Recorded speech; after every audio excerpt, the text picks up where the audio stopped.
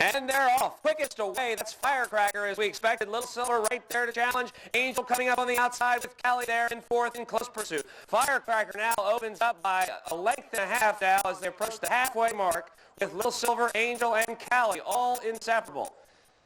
At another 1,000 yards to run, Firecracker continues to lead them with Little Silver, Angel, and Callie all vying for the second spot. As they come into view, they're still not. We're expecting Firecracker on the front end here. Hands and heels with Little Silver, Angel, and Callie, the back marker. Does not appear to be a record pace. And Firecracker finally emerges into view with Callie now making a game run in second. Those are the two that are ridden before, and Firecracker down the stretch they come. Lisa Perry, hands and heels now, with a 16th of a mile to go. Anything could happen. She's seen the Dick Francis videos, but it looks locked up here for Firecracker. Big round of applause. Firecracker, Lisa Perry, the Hubtown favorite, gallops home to victory. And it's second. Oh my God, it's a photo for second. Photo for second. Too close to call between Callie and Little Silver. Alex Vest made a very game move with 50 yards to go. I think Little Silver got the second place. Jake Schreiner, and here comes Angel. Very exciting second place move by Alex Vest. Both taking over for Callie, but they're getting stretch drive by Jake Schreiner.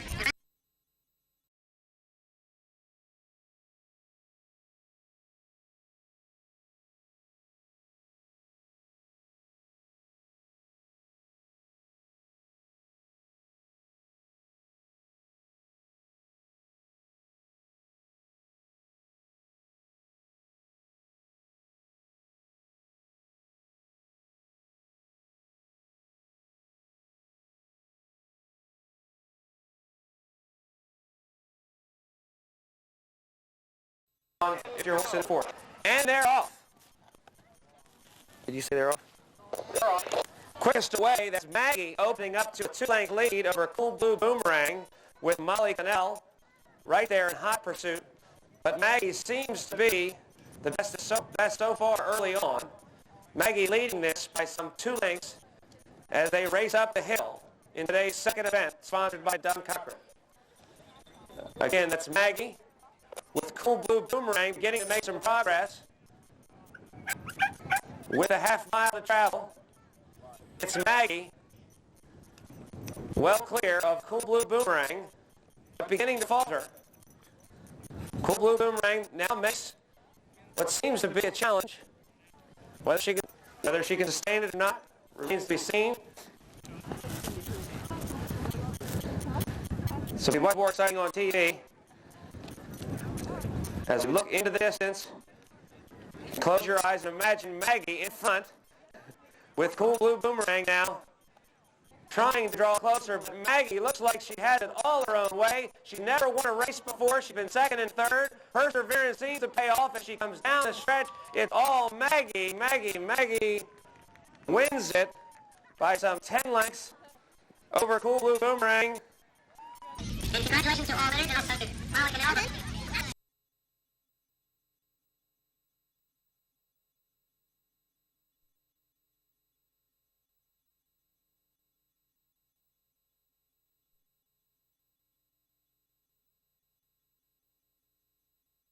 For starters, flag is up, and they're away.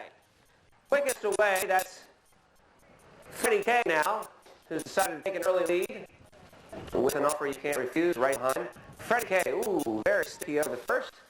Stephanie regains her composure and now draws clear to the second. Blair on an offer you can't refuse, now some 10 lengths back as they approach the second of 17 fences. Oh my goodness. That was exciting. Freddie K seems to be jumping a bit of a tentative style, safe and tentative, and offer you can't refuse, having a nice check in behind. My goodness. That is certainly a different style as they approach the fourth fence, the fourth of 17 fences, and they'll go out of sight. Now with Freddie K, again, taking somewhat of a commanding lead, although the offer you can't refuse is certainly well within striking distance. They approach the fifth. Again, I think crowd control is going to be as exciting as this race as they jump through the stands.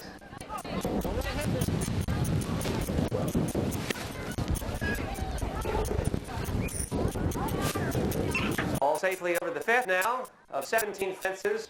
Freddie K in this third race has a commanding lead with an offer you can't refuse biding his time. Some 7 lengths back. Freddie K jumping in a bit tentative style, but continues to lead it. Can anybody give a report of where they are on the far side? Yes, they with number 3 in the lead, number 7 behind. Clear. Okay. Just getting the mic on this there.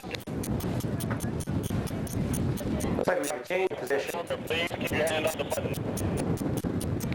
We have a change in position. Looks like an offer you can't refuse is taking over the lead.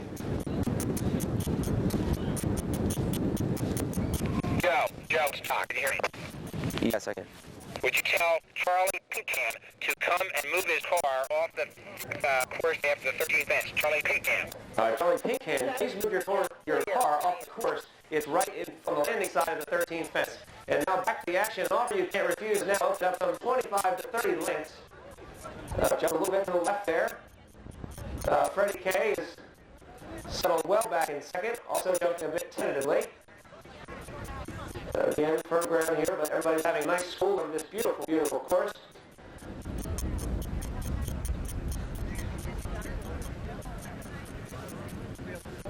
And they're running, that is the 11th fence, all 13. All clear over the 11th. And there are 17 fences on the course, so over halfway through this event. It is an offer you can't refuse. Again, that's Blair Wyatt, champion amateur, on a converted hurdle horse. He's making his first start over timber.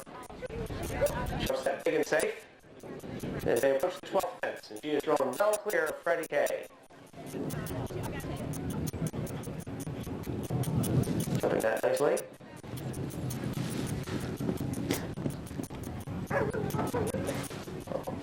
Having a very nice trip there. That's Blair Wyatt. Here comes Freddie K.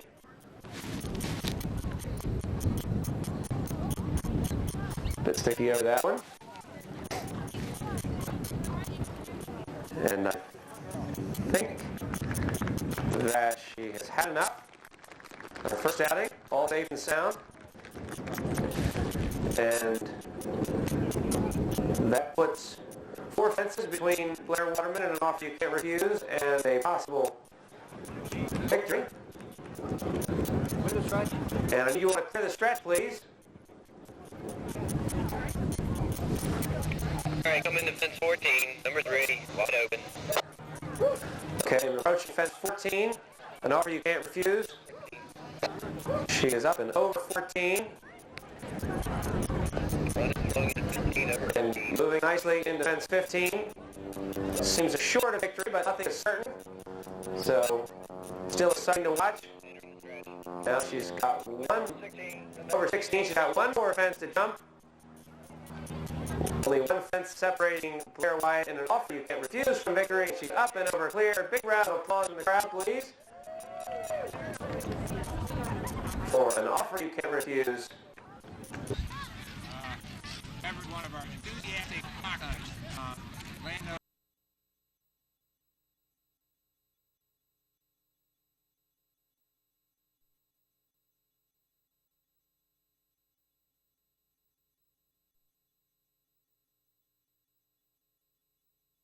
A little more second, and they're away.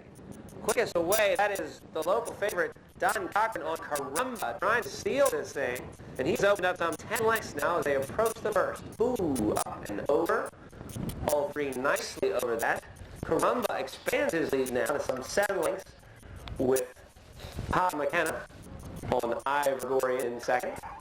And Carumba safely over that. Ooh, Ivor chipped in at the second, and long, tall Chris Tracy moves up on flying traction into 3rd place as they approach this third 17 fences. Ooh, Carumba jumps at the best Flying contraption puts it evenly, and Ivor puts in a bit of sticky one there.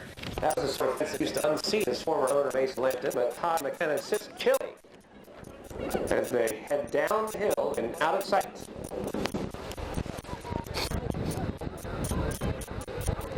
Rounding the flag here.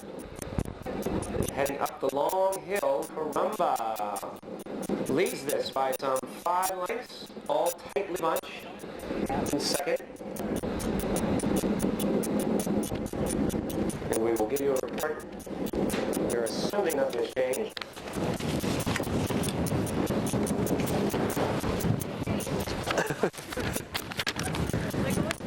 God damn it. I guess I couldn't listen to the binoculars or listen to these noodles. And they're all safely over that one as Karumba continues to lead them. Don Cochran just imagining what victory could mean here over these 2 horses behind them. A betting man would put Don Cochran at 25-1. Ivor Gorey would be at 5-1, and at even money would probably be Flying Contraption. Yeah. Do you want 25-1? They come back into view. That's still Karumba. Don Cochran. A look of eagles in his eye now. They approach this fence with long, tall Chris Gracie in behind the dazzling green and white of Dustin Stables. And Todd McKenna. Probably the hometown crowd here. Make his father proud, his famous for riding Nick the Plumber, Mike the Mechanic, Bob Builder, and others. Todd has yet to reach the dazzling heights that his father achieved in the Odo Letter Series, but he's still a young man. Has a young wife and young kids. No reason he couldn't win more races than his dad. He gives up his day job.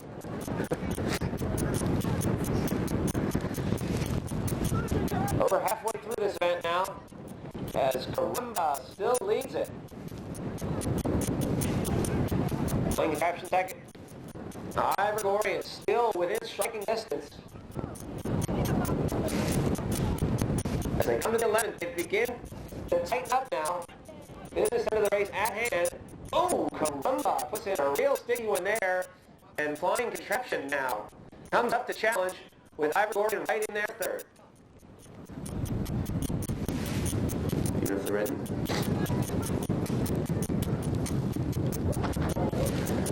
Don Cochran gets the big fence in front of the stands there, takes back over with Karumba. Flying Contraption puts in a bit of sticky one as Chris Gracie looks around to Todd McKenna. And they've got 3/4 of a mile to run. Karumba, the pace begins to quicken, dust flying as they head down the hill. Karumba now opens up a length. Flying Contraption still right there. Ivor Gorey moving closer. Looks to be a very exciting race. Just 4 fences to jump. Is that right? Yeah. And down the hill they travel. Karumba, Flying Contraption, Ivor Gorey still separated by length, but they have begun to quicken. All safely over that one. As they approached the third last and a tight turn they have to make. Karumba still leads it. Ivor Gorey now beginning to make progress. Flying Contraption also moving easily. They're heads apart now as they approach the second last. And down the stretch they come. It looks like Flying Contraption now is drawn clear. Here comes Ivor Gorey and Flying Contraption above the last. Ivor Gorey and Karumba right there, but Flying Contraption looks like he's got it. Flying Contraption, hands and heels. Chris Gracie wins this one, but in second place it's going to be a photo finish. Did Ivor Gorey and get it? Looked like Karumba and Ivor Gorey almost too close to call. We think Karumba the second. Go squeeze in just a little bit. There you go.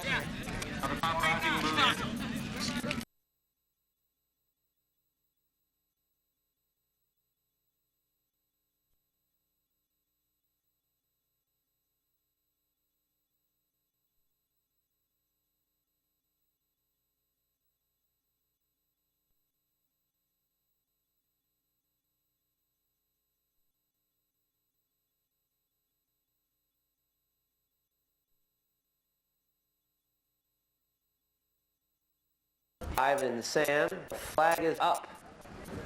Making me laugh. Noble Witness with Chip. Flying Visit, Patty Young. And again, Ghost Valley, who does not appear in the program, and they're off. Quickest away. A little hard to tell from here. Ghost Valley's in second. I think that's looks like Bobby Walsh style.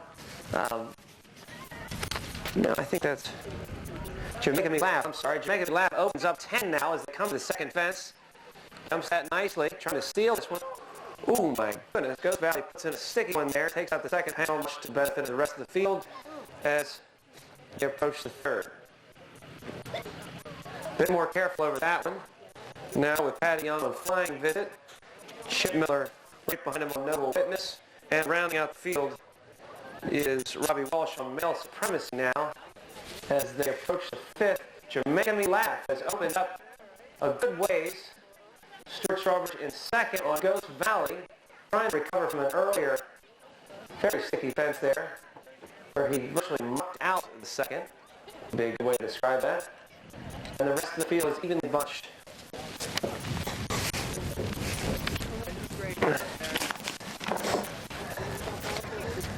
As they round off in the field, Jamaica Me Laugh now leads them as they come around into the sixth of 17 fences. Jamaica Me Laugh, Ghost Valley in second, followed by Flying Visit, Noble Witness, and Male Supremacy moving into the field. There's Jamaica Me Laugh is going around the bend. A little hard to see from here. Fortunately, I have a vivid imagination. It looks like Ghost Valley appears to be up there with Jamaica Me Laugh.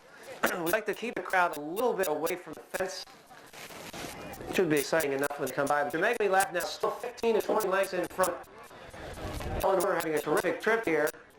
Rod Cameron, who drives the Cornburger van. This would be an unbelievable upset if this horse were to win this. The horse is going very nicely. Henrietta says she loves that horse on the front end, and she has a very good eye for a horse. Now, Eleanor Warner's been riding in Virginia, and they go a lot faster than we do in Maryland and Pennsylvania. So either she's totally misjudged the pace, or all of these amateurs and professionals behind her are absolutely asleep at the switch. Hard to tell here as they all pop over. Interestingly enough, we've got an amateur followed 30 lengths back by another amateur and then 3 professionals. I don't know whether these, again, it'll be interesting to see whether the pace holds up. Jamaica Me Laugh continues to dominate this course as they're well over the halfway point. Jamaica Me Laugh, Ghost Valley, the winner in second. Jamaica Me Laugh jumping nicely there. And Eleanor Warner won a little race of the manor in similar style. Again, she is going Virginia pace. Ooh.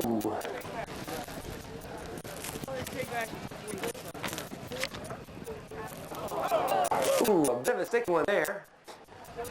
Odds makers have just raised the odds a little bit, and here comes the rest of the field.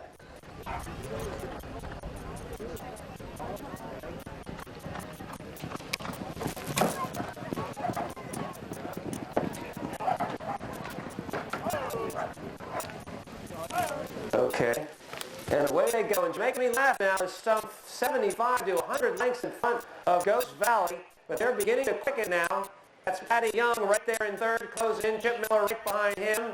And Robbie Walsh has still not gotten any gear, but he's still within striking distance to be second. But bar a mishap, Jamaica Me Laugh looks to be unbeatable at this point. Again, 75 to 1. You probably could have gotten 100 to 1 yesterday on this horse. And he leads them by some 50 lengths as they come around with just 2 fences to jump.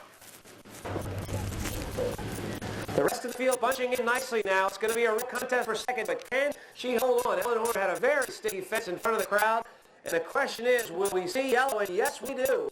Yellow it is. Jamaica Me Laugh, 1 fence between her and victory, and she meets it perfectly, and down the stretch they come. A huge upset. Big round of applause for Jamaica Me Laugh.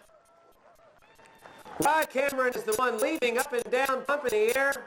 Holy smokes, but it's an exciting run for second here as they all come down the stretch. 4 or 5 abreast there. It's Ghost Valley, followed by Flying Visit is right there too. Ghost Valley, Flying Visit, Chip finding up there on Noble Witness, Coast Valley flying big, and it looks like it's going to be Coast Valley for second. That's what I'm talking about. See how he's the bonus? What's going on?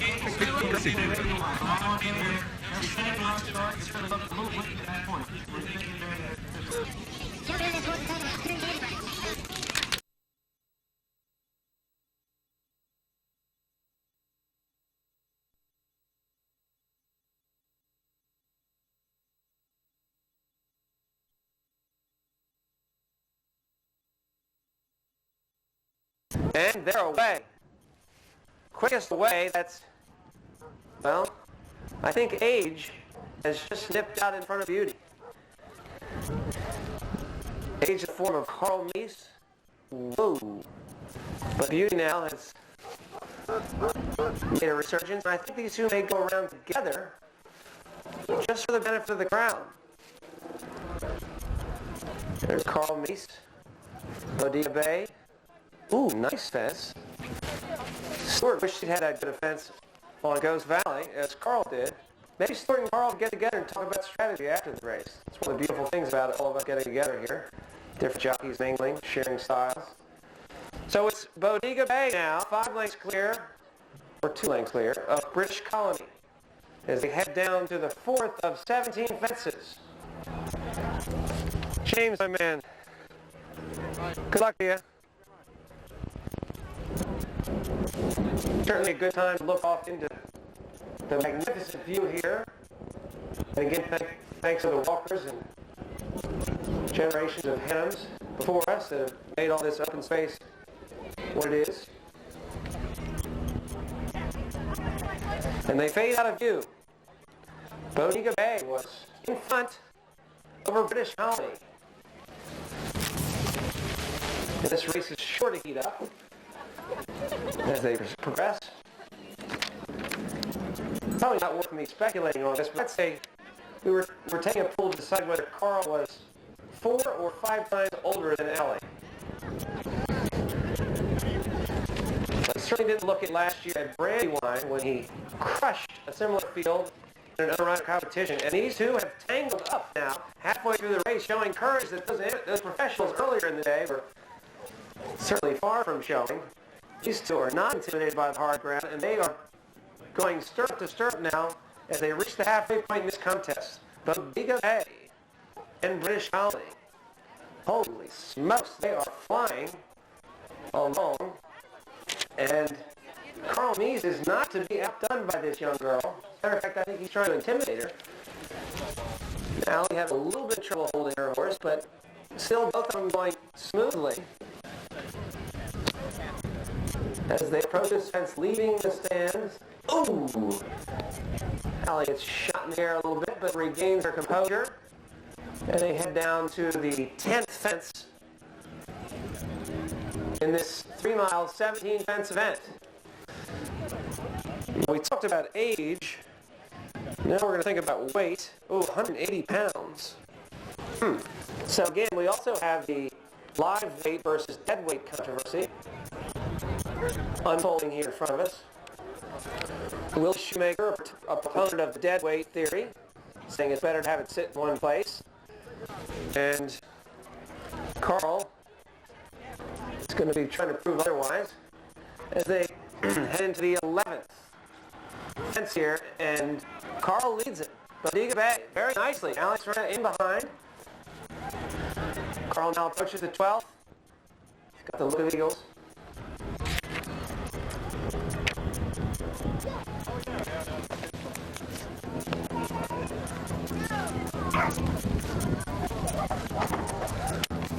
Alex right there on his heels now. And she is having a little trouble holding her horse as they burn down the hill.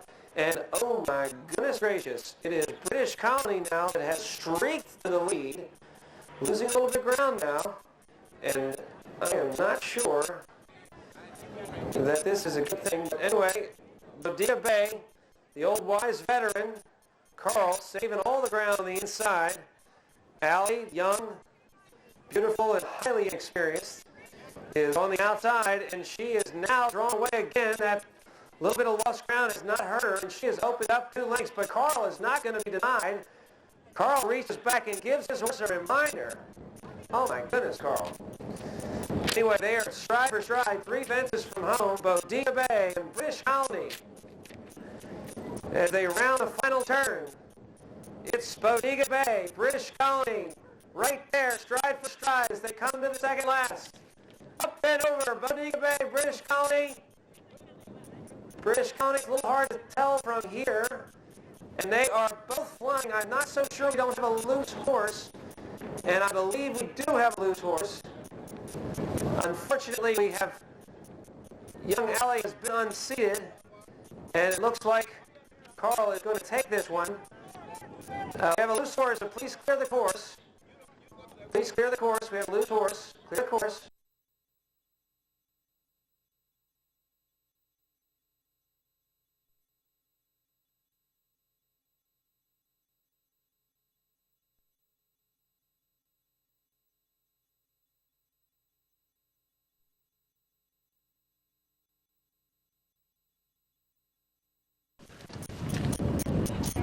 They're off.